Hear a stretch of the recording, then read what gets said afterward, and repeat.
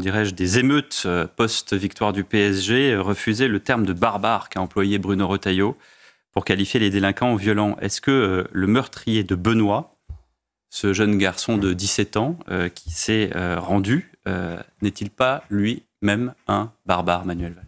Je connais le débat sur les mots, les violences que nous avons constatées après la victoire du PSG sont inacceptables et donc elles méritent évidemment une réponse très ferme de la justice. Chaque meurtre, nous l'avons évoqué il y a un instant, et notamment celui de Benoît, est insupportable. Mais pas barbare. Mais il se trouve que, comme Premier ministre, j'ai qualifié de barbares les actes terroristes et les terroristes eux-mêmes.